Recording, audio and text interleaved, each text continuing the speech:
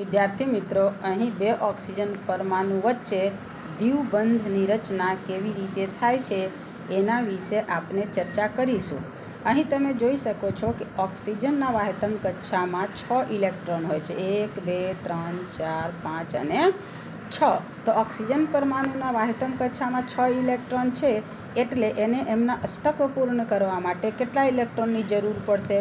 તો 2 ઇલેક્ટ્રોનની જરૂર પડશે. અષ્ટક એટલે વાહતમ કક્ષામાં 8 ઇલેક્ટ્રોન હોવા જોઈએ, એટલે 2 ઇલેક્ટ્રોનની જરૂર છે. તો આ ઓક્સિજન પરમાણુ શું કરશે? બીજા ઓક્સિજન પરમાણુ જે છે એમના પણ વાહતમ કક્ષામાં જે 6 ઇલેક્ટ્રોન હોય છે, 1 2 3 4 5 અને 6, એમને પણ 2 ઇલેક્ટ્રોનની જરૂર પડે છે. એટલે આ ઓક્સિજન પરમાણુ શું કરશે કે આ ઓક્સિજન પરમાણુ બીજા ઓક્સિજન પરમાણુ સાથે 2 ઇલેક્ટ્રોનની સાझेदारी કરશે.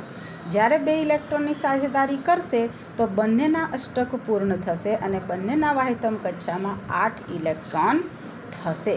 જેમ કે તમે અહીં જોઈ શકો છો, આ ઓક્સિજન પરમાણુ છે એના 6 ઇલેક્ટ્રોન 1 2 3 4 અને 5 અને 6, અને આ ઓક્સિજન પરમાણુ છે 1 2 3 4 અને 5 અને 6. બંને ઓક્સિજન પરમાણુ અહીં 2 ઇલેક્ટ્રોનની સાझेदारी કરે છે. તમે જોઈ શકો છો, 2 ઇલેક્ટ્રોન આ પરમાણુના અને 2 ઇલેક્ટ્રોન આ ઓક્સિજન પરમાણુના છે.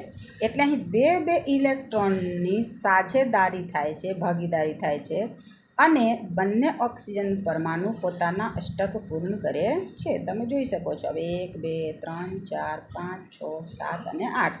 આ ઓક્સિજન પરમાણુ માટે 8 ઇલેક્ટ્રોન અષ્ટક પૂર્ણ થઈ ગયું.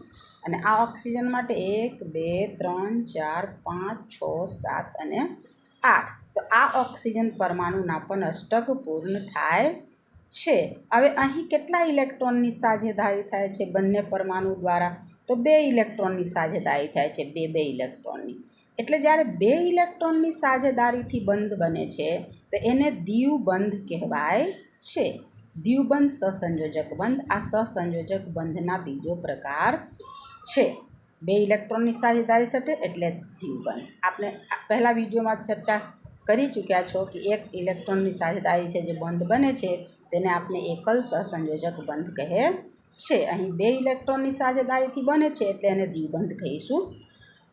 એને આ રીતે લાઈન વડે પણ દર્શાવવામાં આવે છે. OO એટલે ઓક્સિજન અને 2 લાઈન એટલે દ્વિબંધ બને છે.